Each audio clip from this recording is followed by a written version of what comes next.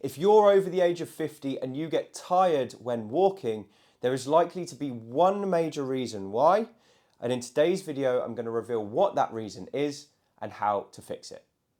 If you don't know who I am, my name is Will Harlow and I'm the Over-Fifties specialist physio here at HT Physio in Farnham. And it's my job to keep active over-50s mobile, independent, strong and fit for many, many years to come.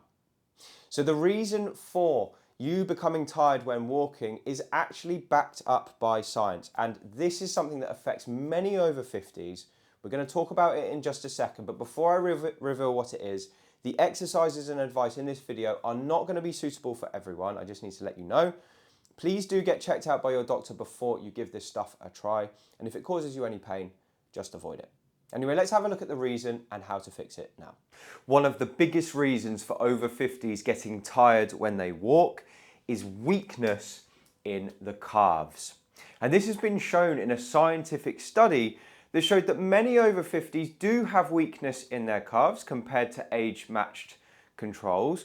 But the interesting thing about this study was it showed that the people who had weakness in their calves expended twice the energy to walk the same distance at the same pace as people who had normal strength in their calves. And the reason for this was because if you lack strength in your calf, you can't propel yourself forward very effectively. That's the calf's job. It's to push you off and keep you in that forward momentum as you walk. Now, if you lack strength here, you don't have that propulsion, so it's got to come from somewhere else. So the researchers actually delved a bit deeper into this and they found that people who were weak in their calves relied much more on their hip muscles to propel themselves forward. Now the problem with this is they're starting now to use muscles to do things that they weren't designed to do. And as such, that requires a huge energy expenditure over and above the norm. So if you're feeling very tired after you walk and you think this isn't quite normal, my legs are just really aching after I've been walking for however many yards, it could be you're lacking power here, so everywhere else is trying to compensate and is thus doing a job it wasn't designed to do. Now the good news is if you have weak calves, that can be solved. And I'm going to show you two simple exercises that you can do at home to fix weak calves and improve your walking efficiency no matter your ability level at the moment. So let's have a look at the first exercise, and this is a great one to do just any time of day. You can dip into it little and often whenever you like. It's called the toe walk. And I like to tell my clients to do this when they're in the kitchen, maybe cooking dinner, they're going from one work surface to another. It's a great thing to do. I'll show you how it looks. It's very, very simple. All you're going to do is go up onto your tiptoes, and then when you're walking, you're going to keep yourself as high up on your tiptoes as you can as you walk around. So let's imagine you're preparing a meal, you're up high on your tiptoes here, you're chopping the vegetables here, you're putting them into a pan, you're taking them over to the stove, putting them on the stove, and as you can see, it doesn't take long before we start to get some achiness in those calves if we do this. And if you can do that for a couple of minutes a day, even though it looks a bit silly, after a few weeks, your calf strength is going to be so much better. Now, if you don't have a time of day where it's obvious that you can do that and you just want to do it as an exercise, maybe in the gym, you can just do walks. So you can plan a route of maybe 10 yards, get to the end of it and then turn around and come back all the time, trying to really push up really high on those tiptoes. And you can repeat until the calves start to get fatigued. It's a great way to start to build up the ability to contract that calf muscle to push you upwards. Now, if that was very, very easy, you can do exactly the same thing holding a couple of dumbbells, which will make it harder because obviously that will increase the weight of your body. And you can walk around with the dumbbells, or alternatively put a rucksack on your back and do the same thing. Whatever it takes to make those calves a little bit achy, a little bit sore, as if you've worked them quite hard. Now try and do that little and often. You'll get great results over time if you do. But let's have a look at the second exercise, which is a bit more of a gym type one that you can do from home if you have a bottom step. Let's have a look at it now. Before we go any further, I just want to tell you about a very special bonus I've created for viewers of this channel. It's called the Complete Guide to Building Muscle and Strength over the age of 50. And if you're someone who is a little bit confused about how to go about starting the process of building muscle and strength, you don't know what equipment to use or what exercises to choose, this is perfect for you.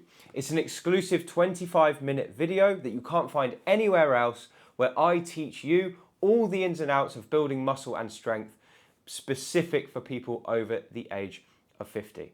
So it's one of the best things I've created. I'm giving it totally for free to viewers of this channel. All you need to do is scroll down below this video. There's a link in the description where you can sign up. I'll send you the video straight away and you can get started. It's some of my best info, and if you use it, I hope you enjoy. Now the next exercise we're going to do is a heel raise on a step. And this is another great exercise for increasing your calf strength, but also your power in your calves, which is basically a function of strength times speed.